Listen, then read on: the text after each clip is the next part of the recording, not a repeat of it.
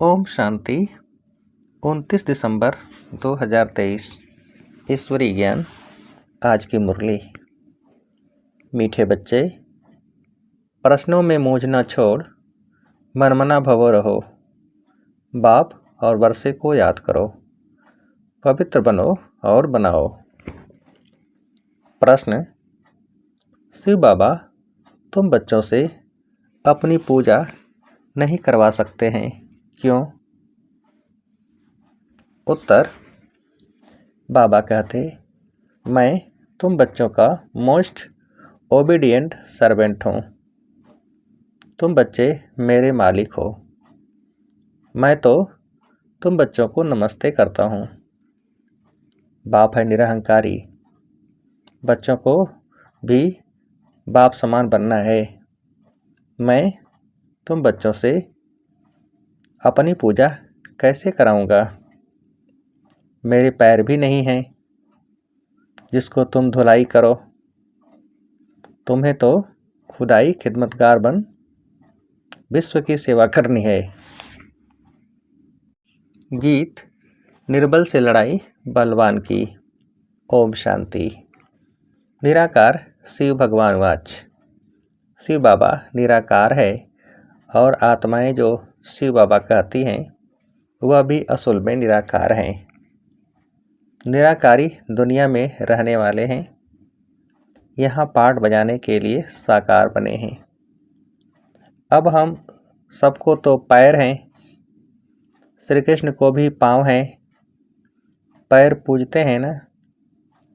शिव बाबा कहते हैं, मैं तो हूँ ओबीडिएंट सर्वेंट। मेरे पैर हैं नहीं जो तुमसे पैर धुलाऊं व पूजा कराऊं। सन्यासी पैर धुलाते हैं ना, गृहस्थी लोग जाकर उनके पैर धोते हैं। पैर तो मनुष्यों के हैं, शिव बाबा को पैर ही नहीं है जो तुमको पैर की पूजा करनी पड़े। यह है पूजा की सामग्री। बाप कहते हैं, मैं तो ज्ञान का सागर हूँ। मैं अपने बच्चों से कैसे पैर धुलाऊंगा? बाप तो कहते हैं, वंदे मातरम। माताओं को फिर क्या कहना है? हाँ, खड़े होकर कहेंगे शिव बाबा नमस्ते। कहते हैं, आई एम मोस्ट ओबीडिएंट, बेहद का सर्वेंट हूँ। निराकारी और निरहंकारी कितना है। पूजा की तो बात ही नहीं। मोस्ट बिलीवेड चिल्ड्रन जो मिल्कियत के मालिक बनते हैं, उनसे कैसे पूजा कराएंगे? हाँ, छोटे बच्चे बाप के पांव पड़ते हैं क्योंकि बाप बड़ा है, परंतु वास्तव में तो बाप बच्चों का भी सर्वेंट है। जानते हैं कि बच्चों को माया बहुत तंग करती है, बहुत कड़ा पाठ है, बहुत अपार दुख अजुन आने वाले हैं। यह सारी बेहद की बात है, तभी बेहद का बाप आते हैं। बाप कहते हैं, दाता मैं एक ही हूँ, अन्य किसी को भी दाता नहीं कह सकते। बाप से सब मांगते हैं। साधु लोग भी मुक्ति मांगते हैं। भारत के गृहस्थी लोग भगवान से जीवन मुक्ति मांगते हैं। तो दाता एक हो गया, गाया भी हुआ है, सर्व का सद्गति दाता एक। साधु लोग जब खुद ही साधना करते हैं तो औरों को फिर गति सद्गति कैसे दे सकते हैं? मुक्ति धाम और जीवन मुक्ति धाम दोनों का प्रोपराइटर एक ही बाप है। वह अपने समय पर आते हैं, एक ही बार, और सभी जन्म मरण में आते रहते हैं। यह एक ही बार आते हैं जबकि रावण का राज्य खत्म होना होता है, उसके पहले आ नहीं सकते। ड्रामा में पार्ट ही नहीं है। तो बाप कहते हैं, तुमने मेरे द्वारा मुझे अब पहचाना है। मनुष्य नहीं जानते तो सर्वव्यापी कह दिया है। अभी तो है रावण राज्य, भारतवासी ही रावण को जलाते रहते हैं, तो सिद्ध है रावण राज्य भारत में है, राम राज्य भी भारत में है।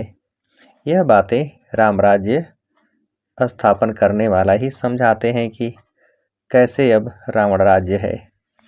यह कौन समझाते हैं? निराकार शिव भगवान वाच। आत्मा को शिव नहीं कहेंगे। आत्माएं हैं सब शालिग्राम, शिव एक को ही कहा जाता है। शालिग्राम तो अनेक होते हैं। यह है रुद्र ज्ञान यज्ञ। वह ब्राह्मण लोग जो यज्ञ रचते हैं उसमें एक बड़ा शिवलिंग और छोटे छोटे शालिग्राम बनाकर पूजा करते हैं। देवियों आदि की पूजा तो वर्ष वर्ष होती है। यह तो रोज मिट्टी के बनाते हैं और पूजा करते हैं। रुद्र का बड़ा मान होता है। शालिग्राम कौन है वह तो जानते नहीं। तुम शिव शक्ति सेना पतितों को पावन बनाती हो। शिव की पूजा तो होती है। शालिग्राम कहाँ जाएं? तो बहुत मनुष्य रुद्र यज्ञ रच शालिग्रामों की पूजा करते हैं। शिव बाबा के साथ बच्चों ने भी मेहनत की है। शिव बाबा के मददगार हैं। उन्हों को कहा जाता है खुदाई खिदमतगार। खुद निराकार भी जरूर कोई शरीर में आएंगे ना। स्वर्ग में तो खिदमत की दरकार नहीं। शिव बाबा कहते हैं देखो यह मेरे खिदमतगार बच्चे हैं। नंबरवार तो है ना, सबकी पूजा तो कर न सकें। यह यज्ञ भी भारत में ही होते हैं। यह राज बाप ही समझाते हैं। वह ब्राह्मण लोग व सेठ लोग थोड़े ही जानते हैं। वास्तव में यह है रुद्र ज्ञान यज्ञ। बच्चे पवित्र बन भारत को स्वर्ग बनाते हैं। यह बड़ी हॉस्पिटल है जहाँ योग द्वारा हम एवर हेल्दी बनते हैं। बाप कहते हैं मुझे याद करो। देह अहंकार पहला नंबर विकार है जो योग तोड़ता है। बाड़ी कान से सोते हो, बाप को भूलते हो, तब ही फिर और विकार आ जाते हैं। यह योग निरंतर लगाना बड़ी मेहनत है। मनुष्य श्री कृष्ण को भगवान समझ उनकी पूजा करते हैं, परंतु वह पतित पावन तो है नहीं जो उनके पैर पूजे जाएं। शिव तो है ही बिगर पाँव। वह तो आकर माताओं का सर्वेंट बनते हैं और कहते हैं बाप और स्वर्ग को याद करो तो फिर तुम 21 जन्म राज्य करेंगे। 21 पीढ़ी गाई हुई है और धर्मों में नहीं गाई जाती। किसी भी धर्म वाले को 21 जन्म स्वर्ग की बादशाही नहीं मिलती है। यह भी ड्रामा बना हुआ है। देवता धर्म वाले जो और धर्मों में मिक्स हो गए हैं वह फिर निकल आएंगे। स्वर्ग के सुख तो अपरम अपार हैं। नई दुनिया नए मकान में अच्छा सुख होता है। थोड़ा पुराना होने में कुछ न कुछ दाग हो जाते हैं, फिर रिपेयर किया जाता है। तो जैसे बाप की महिमा अपरम अपार है वैसे स्वर्ग की महिमा भी अपरम अपार है जिसका मालिक बनने का तुम पुरुषार्थ कर रहे हो और कोई स्वर्ग का मालिक बना न सके। तुम बच्चे जानते हो विनाश की सीन बड़ी दर्दनाक है। उनके पहले बाप से वर्षा ले लेना चाहिए। बाप कहते हैं अब मेरे बनो, अर्थात ईश्वरी गोद लो। शिव बाबा बड़ा है ना तो तुमको प्राप्ति बहुत है। स्वर्ग के सुख अपरम अपार है। नाम सुनते ही मुख पानी होता है। कहते भी हैं फलाना स्वर्ग पधारा। स्वर्ग प्यारा लगता है ना। यह तो है ही नरक। जब तक सतयुग न हो तब तक स्वर्ग में कोई जा न सके। बाप समझाते हैं यह जगदम्बा जाकर फिर स्वर्ग की महारानी लक्ष्मी बनती है। फिर बच्चे भी नंबरवार बनते हैं। मम्मा बाबा जास्ती पुरुषार्थ करते हैं। राज्य तो वहाँ बच्चे भी करेंगे ना, सिर्फ लक्ष्मी नारायण तो नहीं करेंगे। तो बाप आकर मनुष्य से देवता बनाते हैं, पढ़ाते हैं। अगर कहते श्री कृष्ण बनाते हैं तो फिर श्री कृष्ण को तो ले गए हैं द्वापर में। द्वापर में तो देवता होते नहीं। सन्यासी कह न सकें कि हम स्वर्ग जाने के लिए रास्ता बताते हैं। उसके लिए तो भगवान चाहिए। कहते हैं मुक्ति जीवन मुक्ति के द्वार कलयुग के अंत में खुलेंगे। यह है रुद्र ज्ञान यज्ञ। मैं हूँ शिव रुद्र और यह है शालिग्राम। ये सब शरीरधारी है। मैंने शरीर का लोन लिया हुआ है। ये सब ब्राह्मण हैं। ब्राह्मण बिगर यह ज्ञान कोई में होता नहीं, शूद्रों में भी नहीं है। सतयुग में देवी देवताएं तो पारस बुद्धि थे जो बाप ही अब बनाते हैं। सन्यासी किसको पारस बुद्धि बना न सके। भल खुद पवित्र हैं फिर भी बीमार हो पड़ते हैं। स्वर्ग में कभी बीमार नहीं पड़ेंगे, वहाँ तो अपार सुख है। इसलिए बाप कहते हैं पूरा पुरुषार्थ करो, रेस होती है ना। यह है रुद्रमाला में पिरोने की रेस। अहम आत्मा को दौड़ी लगानी है योग की। जितना योग लगाएंगे तो समझेंगे यह तीखा दौड़ रहा है। उनके भी कर्म विनाश होते जाएंगे। तुम उठते बैठते चलते फिरते यात्रा पर हो। बुद्धि योग की यह बहुत अच्छी यात्रा है। तुम कहते हो ऐसे स्वर्ग के अपरम अपार सुख पाने के लिए पवित्र क्यों नहीं रहेंगे। हमको माया हिला नहीं सकती, प्रतिज्ञा करनी होती है। अंतिम जन्म है, मरना तो है ही, तो क्यों नहीं बाप से वर्षा ले लेवें। कितने बाबा के बच्चे हैं, प्रजापिता है तो जरूर नई रचना रचते हैं। नई रचना होती है ब्राह्मणों की। ब्राह्मण हैं रूहानी सोशल वर्कर, देवता तो प्रारब्ध भोगते हैं। तुम भारत की सर्विस करते हो, इसलिए तुम ही स्वर्ग के मालिक बनते हो। भारत की सर्विस करने में सबकी सर्विस हो जाती है। तो यह है रुद्र ज्ञान यज्ञ। रुद्र शिव को कहा जाता है, न कि श्री कृष्ण को। श्री कृष्ण तो सतयुग का प्रिंस है, वहाँ यह यज्ञ आदि होंगे नहीं। अभी है रावण राज्य, यह खलास होना है, फिर कभी रावण बनाएंगे ही नहीं। बाप ही आकर इन जंजीरों से छुड़ाते हैं। इस ब्रह्मा को भी जंजीरों से छुड़ाया ना। शास्त्र पढ़ते पढ़ते क्या हालत हुई है। तो बाप कहते हैं अब मुझे याद करो। बाप को याद करने की हिम्मत नहीं है, पवित्र रहते नहीं, फालतू प्रश्न पूछते रहते हैं। तो बाप कहते हैं मन मना भव।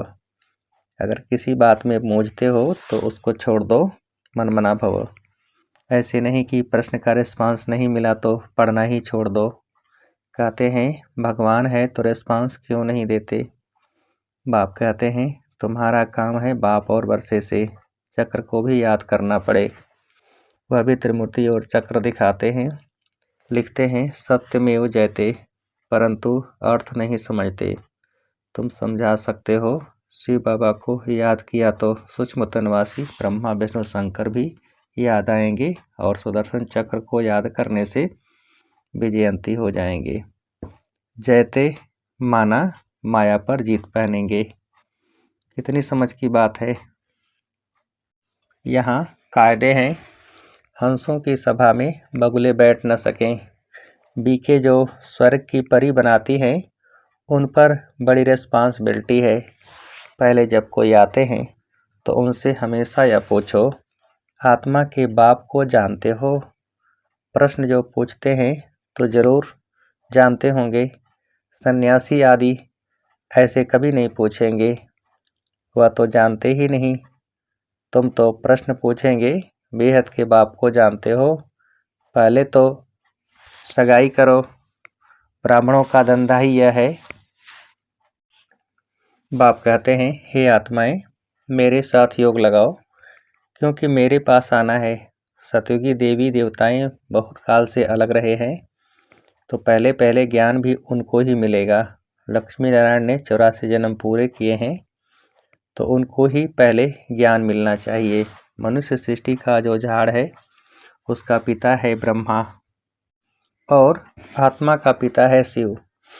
तो बाप और दादा है ना, तुम हो उनके पोत्रे, उनसे तुमको ज्ञान मिलता है। बाप कहते हैं मैं जब नरक में आऊं तब तो स्वर्ग रचूं। शिव भगवान वाच लक्ष्मी नारायण त्रिकालदर्शी नहीं हैं, उनको ये रचना का ज्ञान है नहीं, तो परंपरा कैसे चले। कई समझते हैं यह तो सिर्फ गाते रहते हैं, मौत आया कि आया, होता तो कुछ नहीं है। इस पर एक मिसाल भी है ना। उसने कहा शेर आया परम शेर आया नहीं। आखिर एक दिन शेर आ गया, बकरियां सब खा गया। यह बातें सब यहाँ की हैं। एक दिन काल खा जाएगा, फिर क्या करेंगे। भगवान का कितना भारी यज्ञ है, परमात्मा के सिवाय तो इतना बड़ा यज्ञ कोई रच न सके। ब्रह्मावंशी ब्राह्मण कहलाकर पवित्र न बना तो यह मरा। शिव बाबा से प्रतिज्ञा करनी होती है, मीठा बाबा, स्वर्ग का मालिक बनाने वाला बाबा, मैं तो आपका हूँ, अंत तक आपका होकर रहूँगा। ऐसे बाप को अथवा साजन को फारकती दी तो महाराजा महारानी बन नहीं सकेंगे। अच्छा, मीठे मीठे सिकेल्थे बच्चों प्रति माता पिता बाप दादा का याद प्यार और गुड मॉर्निंग। रूहानी बाप की रूहानी बच्चों को नमस्ते। हम रूहानी बच्चों की रूहानी बाप को नमस्ते। धारणा के लिए मुख्य सार, पहली पॉइंट, सच्चा खुदाई खिदमतगार बन भारत को स्वर्ग बनाने में बाप को पवित्रता की मदद करनी है, रूहानी सोशल वर्कर बनना है। दूसरी पॉइंट, किसी भी प्रकार के प्रश्नों में मूझकर पढ़ाई नहीं छोड़नी है, प्रश्नों को छोड़ बाप और वर्षे को याद करना है। वरदान, हदों से पार रह सबको अपनेपन की महसूसता कराने वाले अनुभवी मूर्त भव। हदों से पार रह सबको अपनेपन की महसूसता कराने वाले अनुभवी मूर्त भव। विस्तार, जैसे हर एक के मन से निकलता है मेरा बाबा, ऐसे सभी के मन से निकले कि यह मेरा है, बेहद का भाई है या बहन है, दीदी है, दादी है, कहाँ भी रहते हो लेकिन बेहद सेवा के निमित्त हो। हदों से पार रहकर बेहद की भावना, बेहद की श्रेष्ठ कामना रखना, यही है फॉलो फादर करना। अभी इसका प्रैक्टिकल अनुभव करो और कराओ। वैसे भी अनुभवी बुजुर्ग को पिताजी काका जी कहते हैं, ऐसे बेहद के अनुभवी अर्थात सबको अपनापन महसूस हो। स्लोगन, उपराम ए स्थिति द्वारा उड़ती कला में उड़ते रहो तो कर्म रूपी डाली के बंधन में फंसेंगे नहीं। उपराम ए स्थिति द्वारा उड़ती कला में उड़ते रहो तो कर्म रूपी डाली के बंधन में फंसेंगे नहीं। अच्छा, ओम शांति।